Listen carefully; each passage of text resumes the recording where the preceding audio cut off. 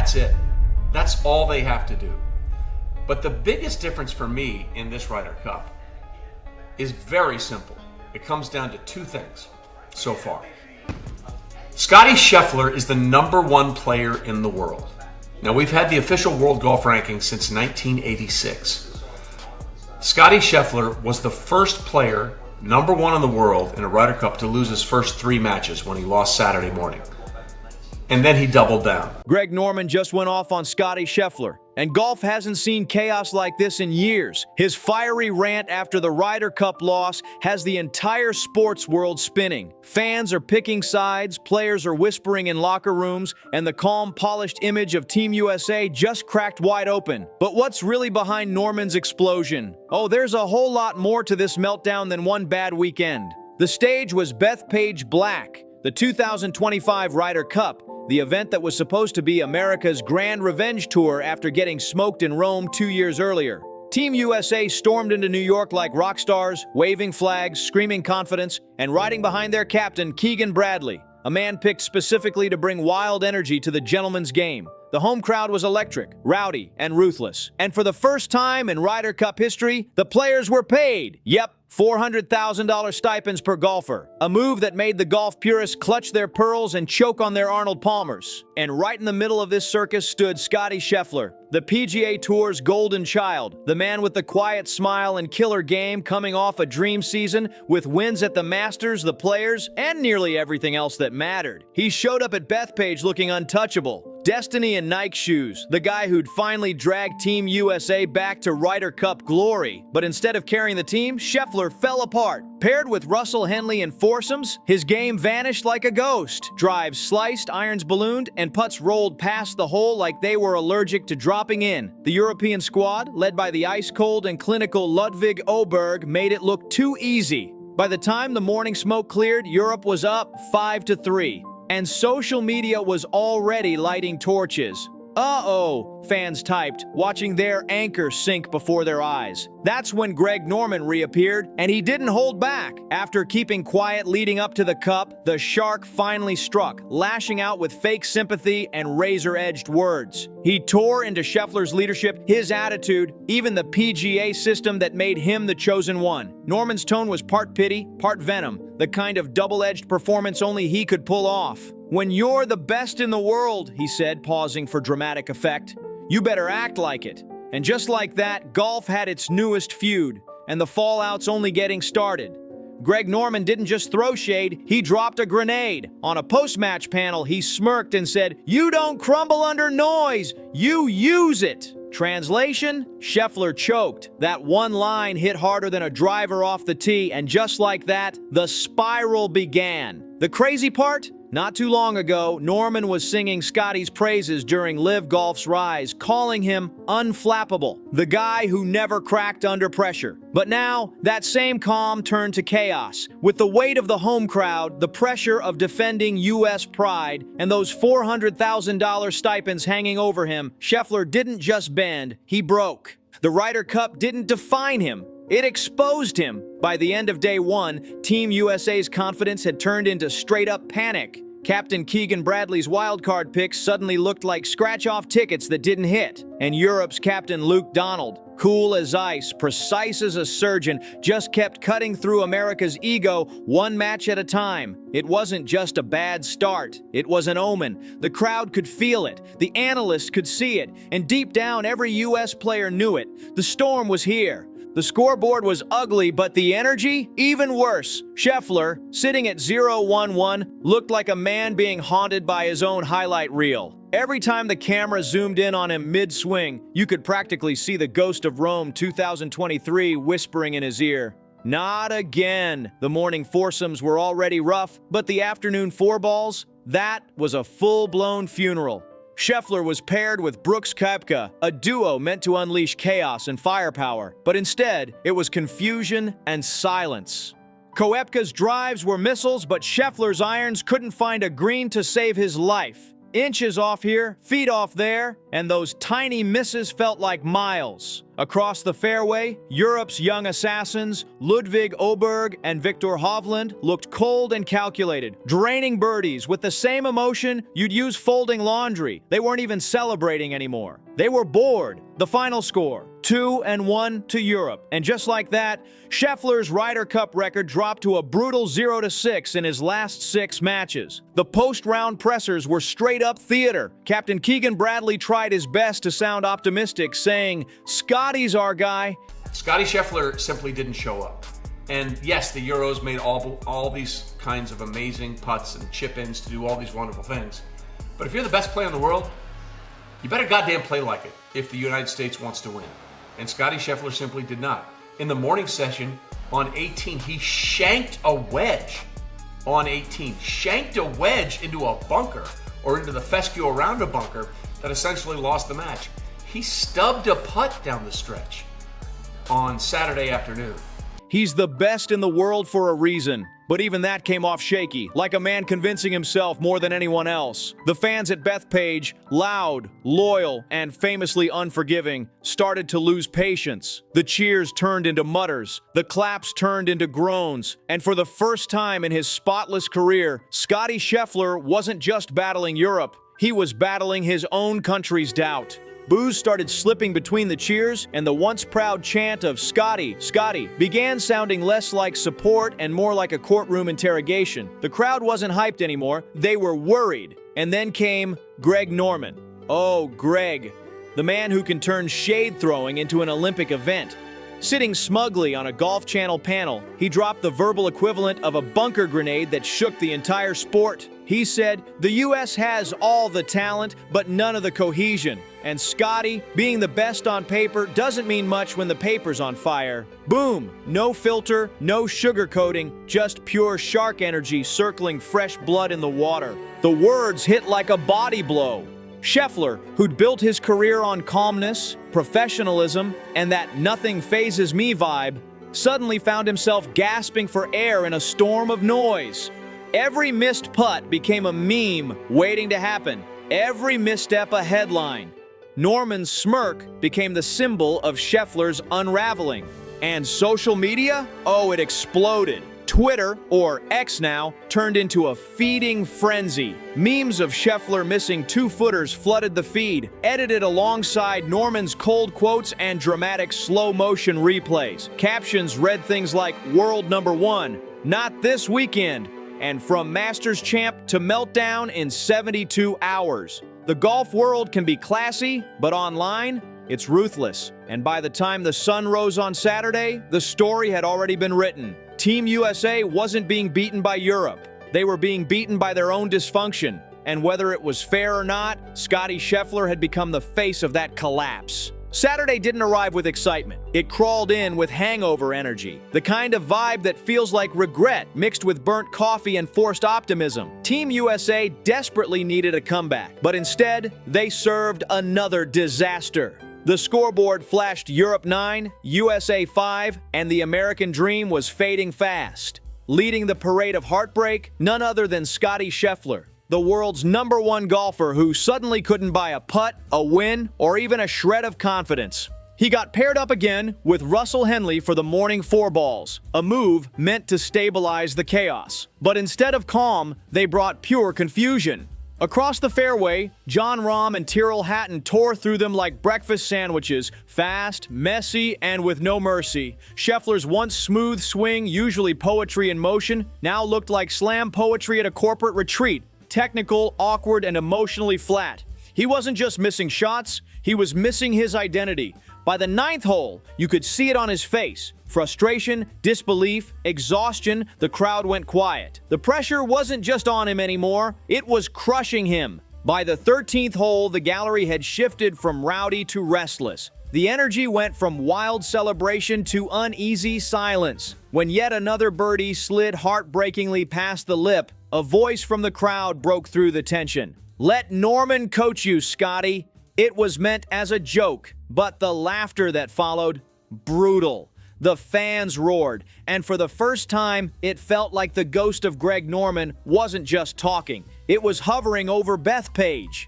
Norman, sitting miles away, watching every second of the disaster unfold, couldn't resist twisting the knife. He hopped on Instagram and posted a cryptic story that sent the golf world into meltdown.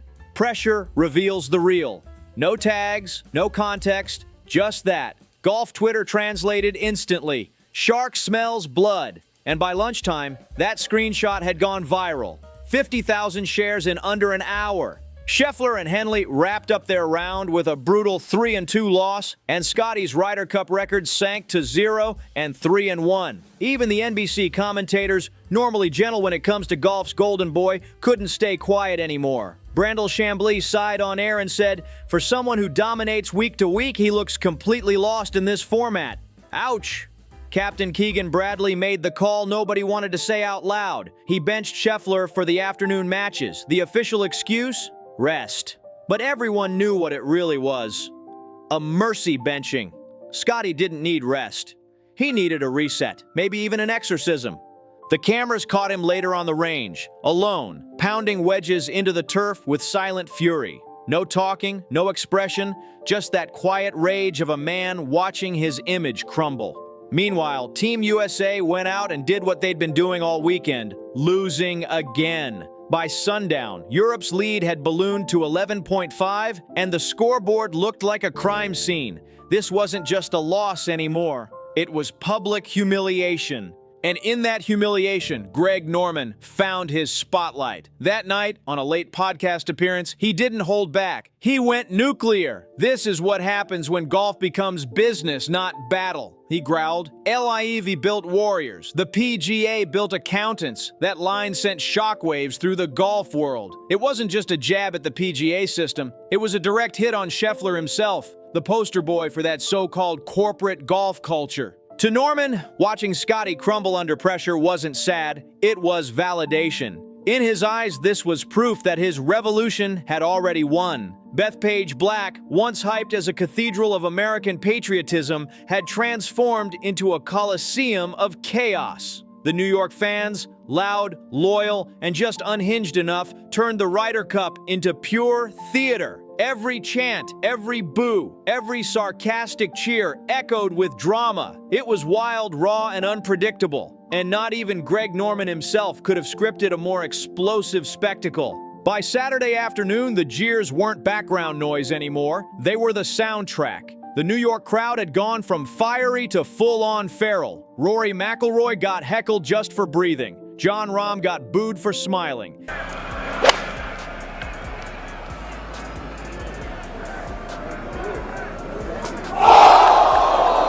That is bad luck, isn't it? Let's have another look at that. Tommy's into a foot.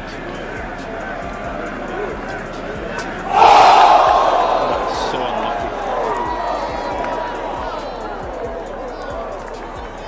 Yeah, sort of hit the hole and the flag at the same time. And right in the center of it all, Scottie Scheffler. Every missed putt drew groans so loud they rattled the air. Every iron that drifted off target brought sarcastic applause, the kind that stings worse than silence. By the time Scheffler stepped up to the 17th tee, the energy had shifted. Half the crowd mocked him, the other half pitied him. And then, for the first time in his career, the unshakable man cracked. His post-round quote said it all. "That was one of the lowest moments of my career." You could hear the heartbreak in his voice. The world's best golfer, brought to tears, not by Europe's dominance, but by America's betrayal. The next morning, that clip was everywhere. Headlines blared. Scheffler crumbles under pressure, fans turn on Golden Boy. It wasn't just a story anymore, it was a spectacle. Captain Keegan Bradley tried to defend the disaster, brushing it off with, "That's New York passion." But come on, passion doesn't explain fans booing their own player. It doesn't excuse hecklers yelling, "Go back to stroke play," while Scheffler tried to practice his swing. It wasn't passion, it was toxic theater, and it played straight into Greg Norman's favorite narrative, that the PGA's poster child couldn't handle real heat unless it came with polite applause and country club etiquette.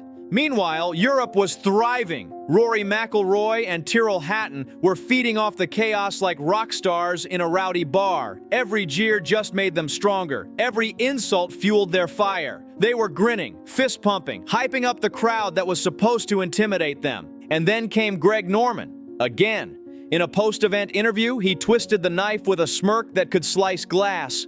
"Those crowds used to intimidate Europe," he said. "Now they just embarrassed the US." The optics were brutal. America's supposed fortress of pride, Bethpage Black, had turned on its own hero. And Norman? He could barely hide his satisfaction. Later, in a follow-up clip, he dropped another bomb. This is why LIV was necessary. To Norman, golf needed grit. It needed defiance. It needed players who didn't crumble when the crowd got ugly. Golf needed edge, he declared. Scheffler has none. That was the cruelest twist of all. The man whose swing defined perfection had just had his psyche dismantled. One jeer, one missed putt, one broken moment at a time. The louder the chants got, the quieter Scottie became. The Ryder Cup stopped being Europe versus America. It became Scottie versus himself. By the time Sunday rolled around, Bethpage was running on fumes and caffeine. Team USA needed a miracle, and Scottie Scheffler needed redemption like oxygen. Because if he didn't win his singles match, Greg Norman's taunts wouldn't just be opinions, they'd become gospel. Sunday morning broke with desperate energy, the kind that only comes from pride on life support. Team USA was down 15-9. They needed 9.5 points to pull off the impossible. Leading the charge, Scottie Scheffler, the man everyone had already buried. And his opponent, none other than Rory McIlroy, Europe's emotional heartbeat. This wasn't just a match. It was a heavyweight fight golf didn't deserve, but desperately needed. When Scheffler walked to the first tee, he looked calm, but his eyes told a different story. Cold, sunken, exhausted from carrying the weight of public humiliation, the man who once looked destined for glory now looked like he was fighting for his soul. And then, against every headline, every meme, every cruel comment, Scottie Scheffler finally fought back. The man everyone had written off came alive. A birdie on the 4th, another on the 7th. Suddenly, the same crowd that mocked him 24 hours earlier started believing again. The boos turned to cheers. The sarcasm turned to hope. The chant, "Let's go, Scottie," came roaring back, not as mockery this time, but as a prayer. By the back nine, Bethpage Black wasn't a golf course anymore. It was a battlefield. Rory McIlroy drained a cold-blooded 25-footer on 15 and the crowd gasped. But Scheffler, he answered right back on 16 with his own dagger putt. Every hole felt like a heartbeat. Every swing was redemption or ruin. The tension was unbearable. This wasn't just golf anymore, it was survival. Then came the 18th. The crowd was thundering, the air electric, the noise bouncing off the trees. Scheffler lined up a nerve-wracking par putt, took one breath, and rolled it straight in the heart of the cup. One up over McIlroy. The place erupted. It wasn't dominance. It was deliverance. He didn't jump. He didn't shout. He just exhaled. You could see it in his face. The relief, the exhaustion, the quiet pride of a man who finally stopped running from the noise. For the first time all weekend, Scottie looked human again. Not the robotic world number one, but a man who'd been broken, bruised, and somehow rebuilt in front of millions. His teammates stormed the green, hugging him, yelling, crying. Even the fans who'd booed him earlier were now chanting his name like they'd been behind him the whole time. Team USA suddenly caught fire. Cantlay delivered. Morikawa was ice cold. Schauffele played like a man possessed. The red, white, and blue was rising again. For a moment, it felt like Medina 2012 in reverse. The comeback of all comebacks. But golf, as always, is cruel. Jon Rahm halved his match, Europe clung to the line, and the cup was theirs. Final score, 15-13. Greg Norman didn't post that night. No victory lap, no quote, just silence. And that silence said everything. Maybe even he realized that mocking Scheffler after a fight like that would have crossed the line from critic to cartoon. Scottie Scheffler ended his Ryder Cup run at 1-3-1. Statistically rough, emotionally unforgettable. That par on 18 didn't win the cup, but it won something bigger. Dignity. After 2 brutal days of humiliation and doubt, he'd proven he could bleed, stumble, and still rise again. But golf, being golf, had one last twist, waiting just over the horizon. Even redemption couldn't stop the storm. The moment that final putt dropped, the finger-pointing began, and Greg Norman, never one to waste a scandal, was already sharpening his teeth. The Ryder Cup was technically over, but the drama? Oh, it was just getting started. Europe was dancing under the Bethpage lights, champagne flying everywhere, while Team USA stood frozen, soaked in disappointment. The confetti rained down, but not in red, white, and blue. And in the middle of it all stood Scottie Scheffler, drenched, dazed, and drowning in self-doubt. Before the flag was even folded, the blame game had already gone national. Scheffler cost us the cup. That was the quote echoing through every sports talk show by Monday morning. It wasn't true, but in the age of viral sound bites, truth doesn't matter. Traction does. The world's #1 golfer reduced to a scapegoat in real time. Because in golf, the narrative always hits harder than the driver. And Greg Norman? Oh, he smelled blood instantly. The shark doesn't just survive chaos, he feeds on it. Within hours, he popped up on a late-night sports segment, smirking like he'd been waiting all week for this moment. When your supposed leader goes 1-3-1, that's not bad luck, he said, eyes gleaming. That's bad leadership. You can't win team golf with solo mindsets. Translation, Scheffler, meet the bus. Norman's already driving it. Captain Keegan Bradley tried to absorb the blow, stepping up to take the fall. The pairings are on me, he said, trying to own the optics of benching his biggest star, a move that looked less like strategy and more like punishment. But even that PR move flopped. Commentators tore into it, fans didn't buy it, and social media went nuclear again. Analysts piled on Scheffler's quiet personality, his calm demeanor suddenly labeled as lifeless. One pundit sneered, "He looks like he's playing a casual Thursday round out there." It was brutal. The same calm that once made him look elite was now being painted as weakness. And behind the scenes, the whispers got louder. Reports leaked that Scheffler's cool-headed focus clashed with Keegan's fiery locker room energy. Tension, frustration, ego, all boiling beneath the polite smiles of press conferences. Others claimed the money was the real issue. Those $400,000 stipends that were supposed to be symbolic respect payments, they'd quietly split the team. Scottie Scheffler, the #1 player in the world, the most dominant player in golf over the last 3 years, has not won a single point or even halved a match. He is 0-4. That has never happened in the history of the Ryder Cup in the official World Golf Rankings era going back to 1986. Some said it broke morale before the first tee shot was even struck. The whole thing was turning into golf's version of a soap opera. And Greg Norman, he was watching, waiting, ready to twist the knife one more time. Greg Norman's old prophecy, golf's become business, not battle, was starting to sound less like bitterness and more like Bible verse. The man who'd been mocked for his LIV verses, PGA sermons, suddenly looked like a prophet calling down thunder. Even the die-hard PGA loyalists couldn't completely defend Scottie Scheffler anymore. Brandel Chamblee, normally the first to protect the tour's golden boy, called him mechanically brilliant but emotionally flat. And social media? Oh, they were ruthless. The golf world crowned Scheffler with a new nickname, The Accountant. Cold, quiet, efficient, but passionless.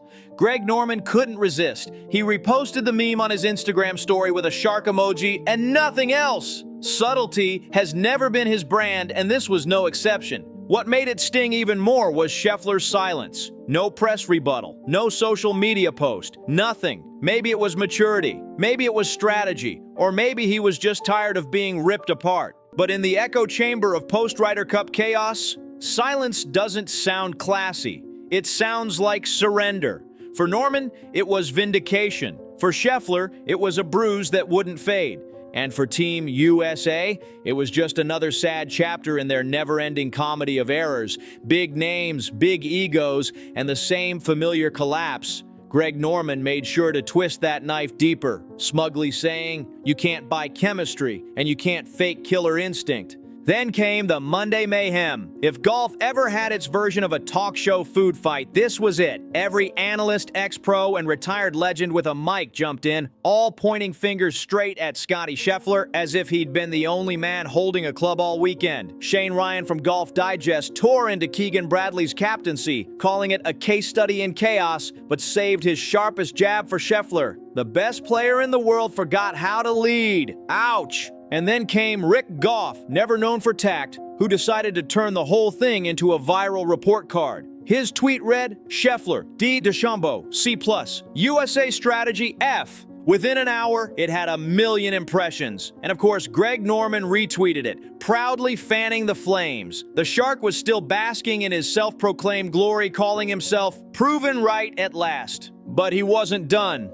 Not even close. Days later, Norman appeared on Piers Morgan uncensored, ready to double down. The smirk, the sound bites, the venom. He was about to turn one man's heartbreak into his ultimate "I told you so" moment. Greg Norman went on Piers Morgan uncensored and delivered his line like a man reading scripture. I don't take joy in seeing the US fall, but this was inevitable. The arrogance was dripping off every word. He leaned back in his chair, smiling that shark grin, and continued, LIV taught its players how to fight. The PGA teaches its players how to comply. It was pure theater. Smug, self-satisfied, and soaked in the satisfaction of having the last word. But the backlash came fast. Golf traditionalists tore into him for exploiting Team USA's heartbreak just to prop up LIV's failed rebellion. One fiery column in English Golf Monthly went viral for its brutal headline, Norman's victory lap is as tasteless as his shark logo. The golf world was split right down the middle, and Norman loved it. He'd once again turned himself into the center of attention. Still, the damage was done. The story had shifted from a Ryder Cup loss to a full-blown morality play. Greg Norman, the smug provocateur, versus Scottie Scheffler, the fallen hero. And while fans debated who to blame, the experts started pitching wild solutions. One analyst shouted, "Bring Tiger in for 2027. He'll bring order." Another fired back, "We don't need a captain, we need therapy." It was chaos disguised as analysis, and it was glorious television. Even Rory McIlroy, usually the model of diplomacy, couldn't resist a jab. He smirked in a post-round interview and said, "They've got incredible talent, but they don't play like a team. We just enjoy this." More translation, Europe drinks champagne, America drinks excuses. The crowd roared, and the internet did the rest. Meanwhile, Scottie Scheffler stayed silent, a ghost haunting the conversation but never joining it. No tweets, no interviews, no explanations, just that same haunting image of him walking off the 18th green, quiet, stoic, uncelebrated, looping on every sports highlight reel in America. The Golden Boy turned into a symbol of everything broken about Team USA's golf culture. By Wednesday, Golf Channel ran a special titled, What's Next for Scottie? The host asked the question everyone was already whispering. Can he bounce back? Or has Greg Norman's curse finally landed? The word curse was meant as a joke, but golf doesn't do jokes well. This is not the Scottie Scheffler we've seen dominating the world. Meanwhile, you look at the Europeans. Tommy Fleetwood, who, by the way, has the best record in the history of the Ryder Cup winning percentage-wise. In this world, perception is reality. And just when the noise started to fade, Norman took one more swing. In another interview, he said with a smirk, if he learns to play for pride, not paycheck, maybe he'll find himself again. The audience laughed, but behind that laughter, the sting was real. Because somewhere in Texas, away from the cameras, the microphones, and the chaos, Scottie Scheffler was already back at it, grinding quietly, hitting balls in silence, like a man who'd finally heard enough. He wasn't chasing headlines anymore. He was chasing redemption. And this time, it wasn't about proving Greg Norman wrong. It was about finding himself again. When the chaos finally fades and the memes die down, what lingers isn't the laughter. It's the echo. That's where the 2025 Ryder Cup will live forever. In the echo of pride, failure, and noise that refuse to be forgotten. It wasn't just a golf tournament. It was a clash of talent, ego, and emotion that left Scottie Scheffler's reputation bruised and Greg Norman's ego inflated to the size of a LIV trophy. Scheffler's final record, 1-3-1, reads less like stats and more like a scar. His win over Rory McIlroy saved some pride, sure, but it didn't erase the pain. It reminded the world that even the perfect golfer bleeds. It showed that Scottie isn't a robot. He's human, fallible, and maybe too polished for a sport that secretly craves grit over grace. The Ryder Cup has never rewarded perfection. It rewards passion, fire, and chaos. And for once, the man who mastered calm couldn't summon the storm. Greg Norman, meanwhile, strutted away, feeling vindicated, at least in his own mind. His pre-event prophecies about American complacency and PGA comfort zones suddenly aged like a fine wine. Or maybe vinegar in a fancy decanter. Either way, he got exactly what he wanted. Proof that his critiques of PGA culture had some bite. But underneath Norman's smug grin lies an inconvenient truth. He wasn't entirely wrong. Team USA is built on stars, not synergy. They do play for optics as much as outcomes. And when the lights burned brightest, Scottie Scheffler, the quiet assassin of stroke play, looked lost, stripped of his rhythm, his calm, and his comfort zone. The real tragedy isn't that Scheffler failed, it's that the system failed him. A program obsessed with analytics, sponsorship deals, and curated image forgot what the Ryder Cup was always about. Emotion! Europe had it in buckets. Raw, wild, unfiltered emotion. Team USA had statistics, slogans, and sponsorships, but not soul. Greg Norman just said the quiet part loud, and whether you love him or hate him, he forced golf to look in the mirror. The Ryder Cup's not about who hits the straightest drives or drains the prettiest putts. It's about who feels it more, who bleeds for that flag, who plays like the moment means everything. And in the aftermath, as the noise finally settled over Bethpage Black, the calls for reform echoed louder than any cheer that week. Because deep down, everyone knew the Ryder Cup didn't just expose Team USA's flaws, it revealed golf's growing identity crisis. Tiger Woods for captain in 2027. That's the new rallying cry echoing across golf. Fans are demanding a full overhaul, new pairings, new leadership, maybe even a total rebuild of how Team USA does the Ryder Cup. Talk shows are calling for a Task Force 2.0. But here's the truth. Reform can't fix culture. Only accountability can. And whether he likes it or not, Scottie Scheffler has become the face of that reckoning.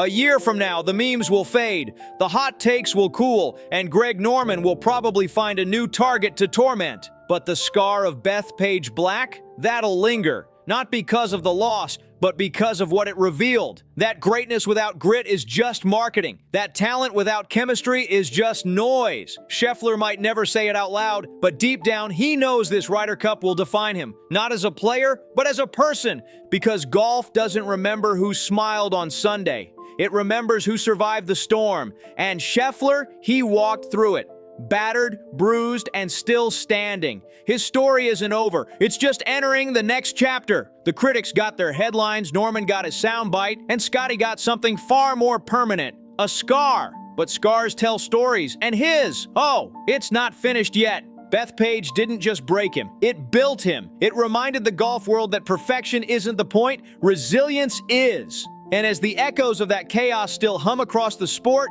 one truth remains. In golf, someone's always watching the next swing. So if you're ready for the next meltdown, the next comeback, the next legend in the making, don't forget to like, subscribe, and share. And I'll see you on the next one.